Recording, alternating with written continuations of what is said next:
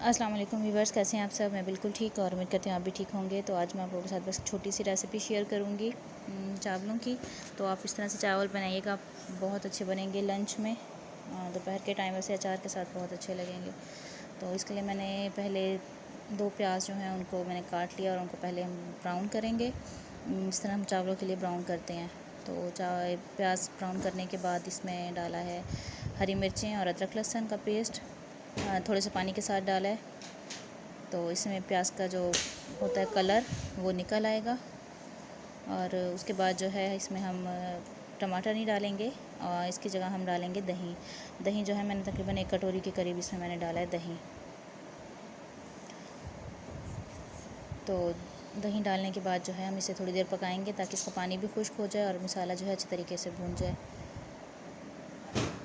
ठीक है, इसके बाद हम इसमें बाकी मसाले डालेंगे। इसमें मैं ज़ीरा डालूँगी और गरम मसाला जो होता है साबुत वो डालूँगी, नमक, सूखा धनिया पाउडर, मिर्चें और हल्दी है वो डालेंगे। आप मसाले जो है अपने टेस्ट के अकॉर्डिंग डाल सकते हैं।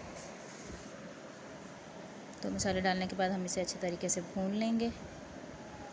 और चावल जो हैं वो मैंने धो के रखे हैं, अभी भिगो के नहीं रखे, सिर्फ धो कर रखे हैं क्योंकि हमारे घर के चावल हैं तो उनको ज़्यादा टाइम भिगो के पहले नहीं रखती। तो बस मसाले को अच्छे तरीके से भून लेंगे और इसके बाद जो है इसमें हम पानी डाल लेंगे।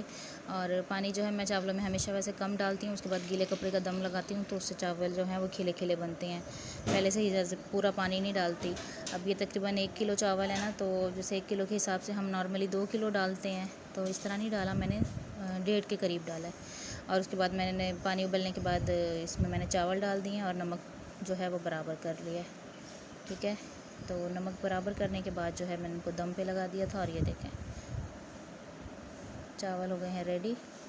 आप इसे अचार के साथ या फिर रायते के साथ एंजॉय करें, बहुत अच्छे लगेंगे। मिलती हूँ अगली वीडियो में, तब तक के लिए अल्लाह हाफिज़।